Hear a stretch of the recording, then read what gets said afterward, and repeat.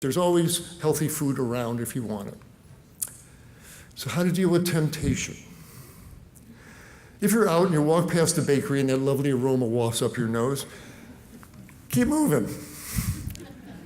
Remember, nothing tastes as good as healthy feels. And in 90 seconds, you're on to something else. You know, and that little tug that you had of your senses, it disappears. It goes into something else there. So you don't have to act on every sensual desire that you have. And it's okay to pull out another 3-word magic wand as you're at a friend's house and the cheese tray goes by. No, thank you.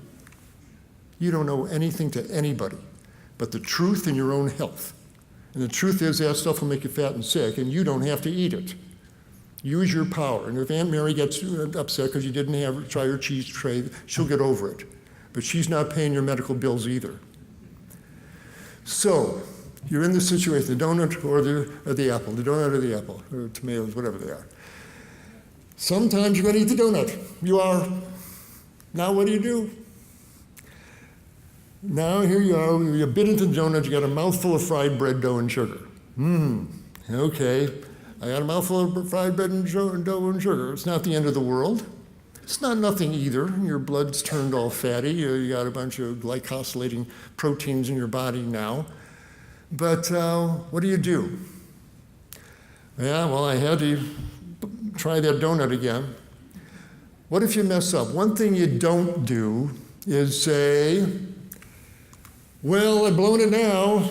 Might as well eat everything. I can't do this. I passed those burgers, man. That's nonsense. Your arteries don't care.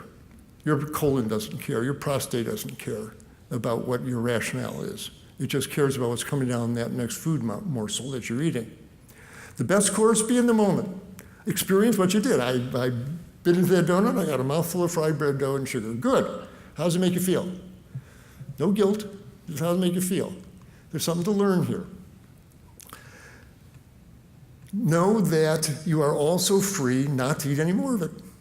You learned a lesson. You can make the next garbage can your donation station to your growth and power fund and drop it in there. It cost me $2. Had to learn that one again. Okay. Well, don't want to do that one for a while. Okay. And that's fine. Okay. But take responsibility for everything you're eating. The smell of meat becomes less appetizing as you stop eating so much of it. It smells like burning flesh, which is what it is. Junk food at work, don't play victim. Bring your own healthy food. You're going to be out for the day, grab a little picnic pack and put some last night's vegetable soup in it. There's all sorts of a whole world of healthy soups there. Take a thermos of soup with you. You can buy salads pre-made and some cut-up fruit, and eat your way out through your errands and through your work or whatever it is you're doing during the day. Call things by their real name. That donut is fried bread, dough, and sugar. I'm not going to eat that stuff. It makes me fat and sick. The holidays, you do the best you can. It's not a time to get into, I don't eat that stuff. I can't believe you made that. Don't you know that I don't eat that? Don't do that. Make your own healthy dish. Bring enough for everybody and share it with people. And you know what I say to people, you know what you say to others? Nothing. It's your business what you decide to eat. They're not paying your medical bills either. I got a spouse at home that isn't going to go for that. It doesn't matter. You make some dynamite soup and start eating it yourself. Just take care of yourself. You watch the others. Hey, that soup smells pretty good. I might try some of that. And people come along there. But you're doing this for yourself. What about people around who aren't on the same path? Doesn't matter. It's not about them. It's about you. And your taste change. Over the 6 to 12 weeks, you really start jonesing for that lentil stew and that bean chili. Your taste really start changing for the healthy stuff. Make the food taste great. You can make healthy food Italian style with all sorts of wonderful pastas. You can make it Mexican style with tacos and tortillas and burritos. You can make it Chinese stir fry. You can make it Japanese sushi and edamame. You can make Indian curries and rotis. You can make it, even in the fast food restaurants, you can order baked potatoes and salads and veggie subs. There's no excuse for not eating healthy, but your body really wants you to do that. So I'll just leave you with a couple of truths. Your body is never not looking. Okay, you can't tell your body, look over here and have a cheeseburger there. And what was that? Who are you kidding? Every bite matters. It changes who you are, and it changes the future. You need some more motivation? You got kids, got grandkids, got little nieces and nephews like I do. The folks who are advocating a paleo diet and a flesh-based diet are advocating a flesh-based meal 3 times a day for 8 billion people on this planet. That is totally unsustainable. That will destroy this planet. Every major environmental destruction we face, deforestation, soil erosion, water pollution, they're all driven by our industrial production of animal flesh. That's why they're cutting down the forest to make grazing land for beef. That the soils are eroding off the Midwestern corn and soybean fields for animal fodder. Most water in this state and around the country is irrigating alfalfa and corn and soybeans for animal fodder. Most water pollution is from animal manure and pesticides and herbicides from animal fodder production or from feedlots. Most species are going extinct because we're taking their land to grow animal flesh. And the greenhouse gases that are driving global warming come from 80 billion living animals that we kill every year. All 80 billion cows, pigs, chickens on this planet are all breathing out carbon dioxide. They're all belching out methane. They are all eating grains grown with ammonia fertilizers, putting nitrous oxide into the air. Our animal flesh production is driving the global warming. For the taste of flesh, this bear is on the icebergs. But what about fish? The fish are filled with mercury and pesticides, and we are clear-cutting the oceans. We are strip mining the oceans. It's time to let the oceans heal. We've used fishing up. We've used flesh production up. That era is over. It's time to turn the page and become plant-eating Homo sapiens like we should have been all along. If you want to learn more about it, read John Robbins' book, Diet for New America. Read the UN report called Livestock's Long Shadow. And get a book called Comfortably Unaware by Richard aPlantBasedDiet, just where the meat and dairy industry wants us. Just keep eating those burgers. Don't worry about where they come from. You keep eating those burgers. Stay comfortably unaware.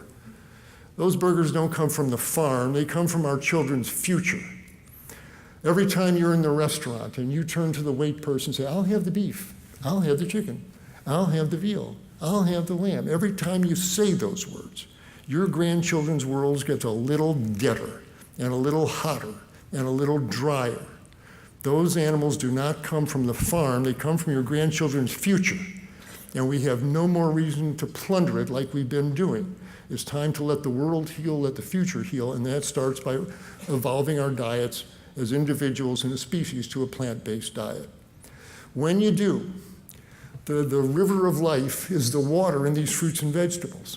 And as they flow through your tissues, they get you healthy. And you eat these whole plant foods and flow this wonderful fluid through your tissues. It cleans you. It's like taking your cells to the car wash and all bathe your tissues with these wonderful phytonutrients day after day, month after month, year after year.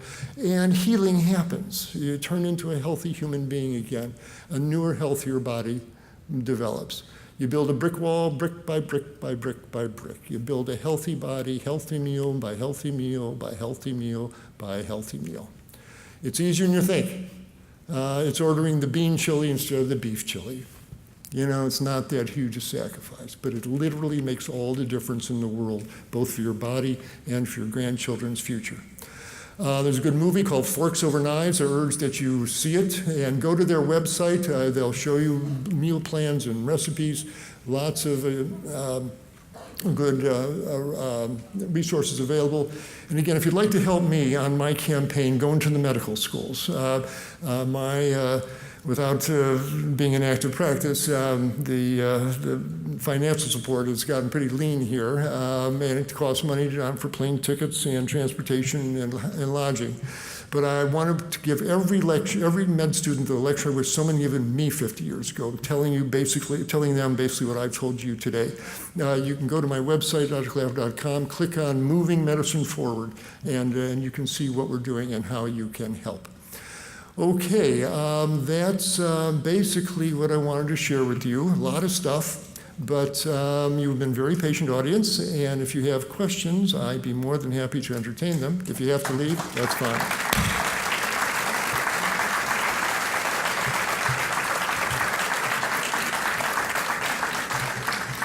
Okay, so that was a lot of excellent information, don't you think? Makes you think differently. So we're going to open it up to questions and answers. We've got 2 microphones on either side of the room. So if you have the capacity to stay longer, I know a lot of you have very full schedules. We'll just open it up, and I'll start. Maria's got a question over here. Doctor, there's a lot of people in my family and people I know seems on thyroid medicine. Thyroid. What would you explain the diet with and thyroid, working thyroid? Yes. Does it help? Right. Thyroid, this is a complicated question. There's a lot of hypothyroidism, a lot of low thyroid function, and a lot of people have had an autoimmune condition called Hashimoto's thyroiditis that have injured their thyroid gland. And those folks, if the thyroid gland's been badly injured, may need to stay, on thyroid medication. That said, the molecules of thyroid hormone have 4 atoms of iodine, and some hypothyroidism is due to iodine deficiency. And I would urge that if they're using salt at the table, that it be iodized salt, that you eat lots of root vegetables that takes iodine out of the soil. But you want to make sure that you're not looking at an iodine deficiency. So that would be the best thing to do. Excellent. Diana, you have a question? Ready? Dr. Klaper, you didn't talk about alcohol. No, I did not talk about alcohol. One of my most unfavored drugs after all these years in the emergency rooms. Alcohol, I'm not going to win a lot of friends with this one, I can tell, but it's a toxin to every organ in the body. In the hospital, we dip our surgical instruments into alcohol because it kills everything it touches. And it will cause an alcoholic gastritis of the stomach, alcoholic encephalopathy of the brain, alcoholic myopathy of the muscles, alcoholic hepatitis of the liver. It kills everything it touches.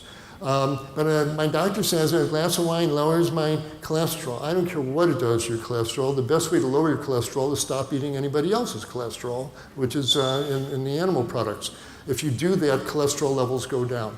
There are non-alcoholic wines. I would urge you not to drink alcohol. Every time you do, you kill off a couple of brain cells. You would raise your risk for breast cancer if you're a woman, or prostate cancer if you're a guy. It's not a health food. And so when it comes to alcohol, less is more. Okay. Maria has a question over here.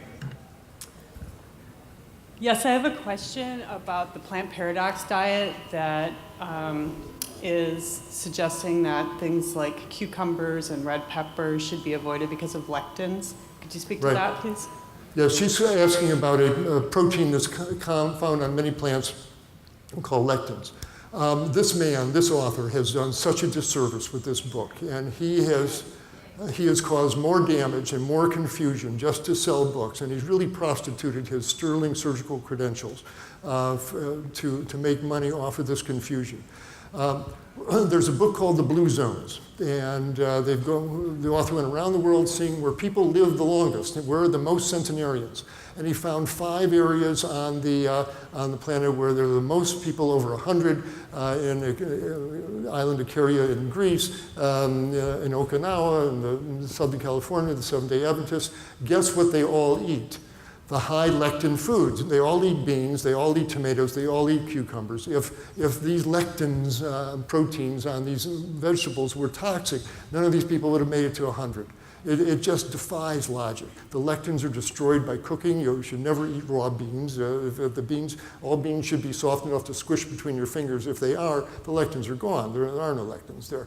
Do not eat beans or not eat tomatoes because of this silly theory. It's all theory, but in the real world, it holds no water. Okay, excellent. Diana? I'm on a whole plant-based diet.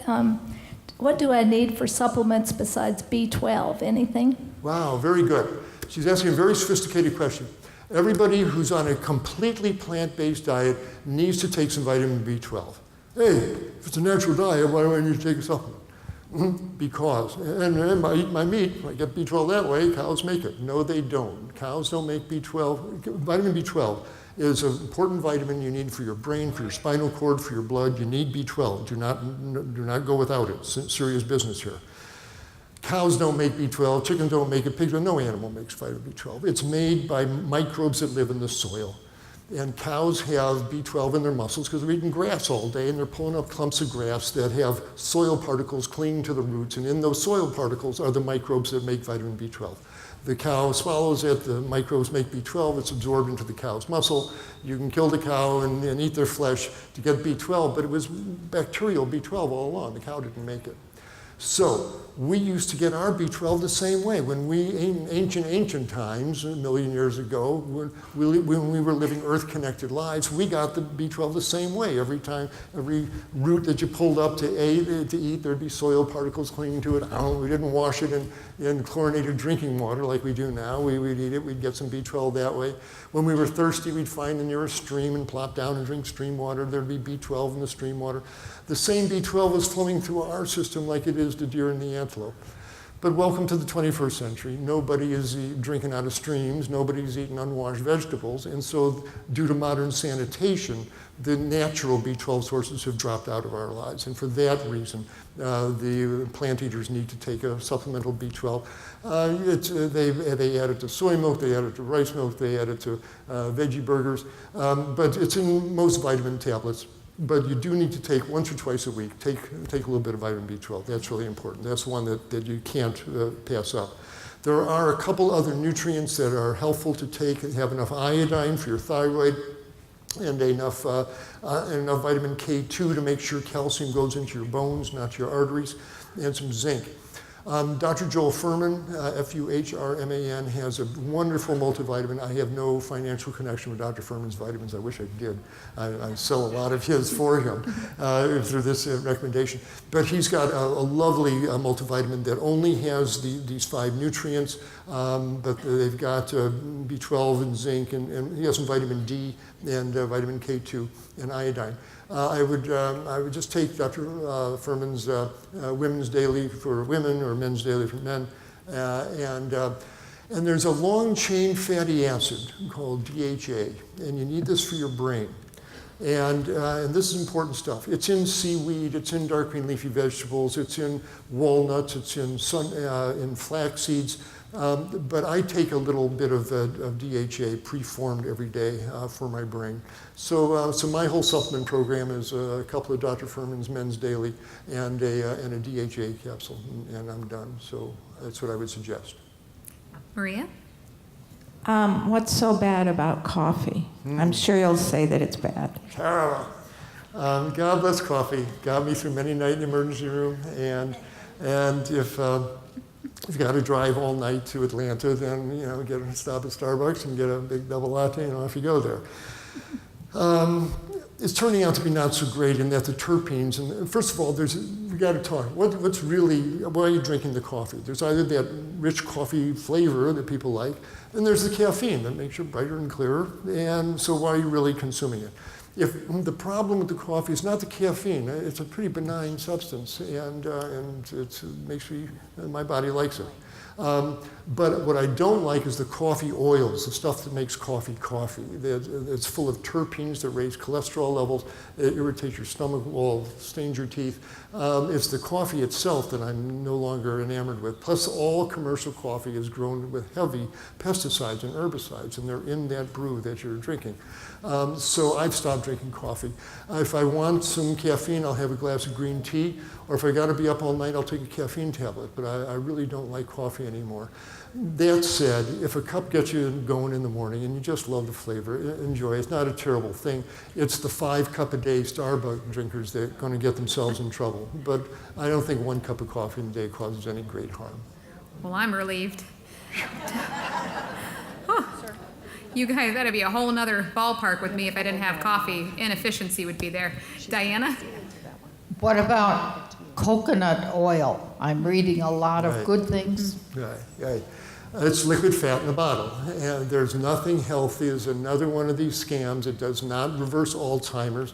And it's a heavy saturated fat that will stick to your fat stores. And it makes your red blood cells stick together. It makes your blood more viscous. And that's not a good thing. That slows down oxygen delivery to your brain and other tissues. There's nothing magic about coconut oil. Have a piece of coconut, I'm all for that. The problem with the oils is this. So let me clarify. When you eat a piece of coconut, The micro droplets of coconut oil are firmly bound to the fibers of the coconut. And when you eat it, there's a tiny amount of oil, and it takes hours for your digestive enzymes to get into that piece of coconut and start digesting the fiber of the coconut, and then for the lipases to emulsify the fats. And as a result, the actual amount of coconut oil that enters your bloodstream is very little, and it gets into the bloodstream very gently. Your liver clears it out of there, doesn't have much of a pharmaceutical effect. But you crush that coconut and extract the pure liquid fat, and you guzzle a couple tablespoons of that stuff.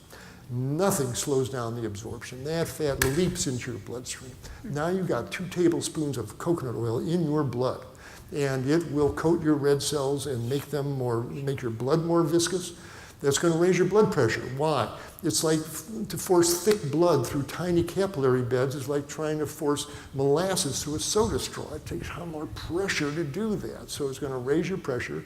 And the blood sludges in the capillaries in the brain and other places, and that prevents oxygen delivery. And for a number of reasons, I won't go into the physics of it.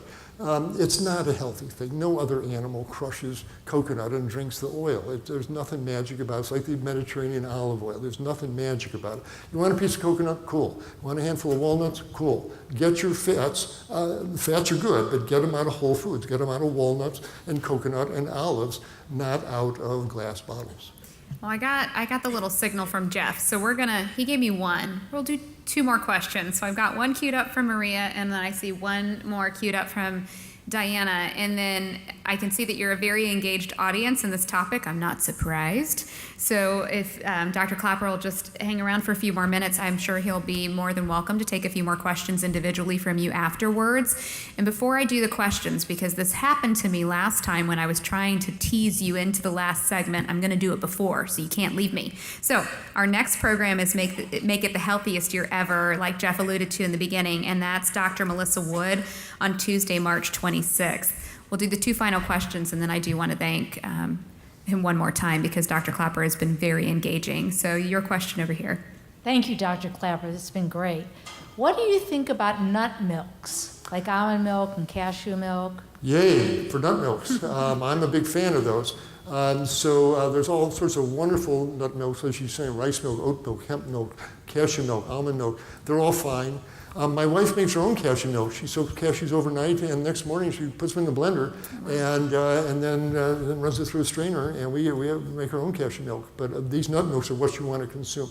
These are novelty beverages. We're talking about a splash on your cereal. These are not drinking beverages. The drinking beverage is called water, and drink plenty of that. But this is for a little splash on your cereal, a little bit in your tea. These are novelty beverages that dairy milk used to occupy in your daily diet. Move to these nut milks. They're much, much healthier. Great. And the final question over at Diana. I've been trying to knock out the flour and sugar out of my diet, but still enjoy bread.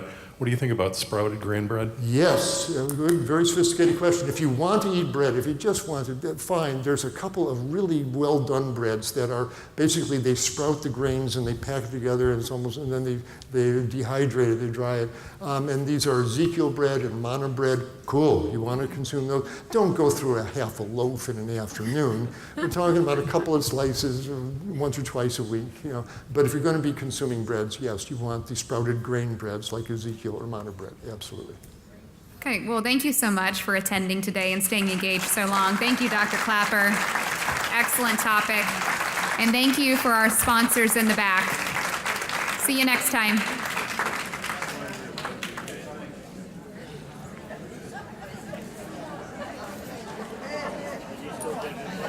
Yes. Oh, yeah.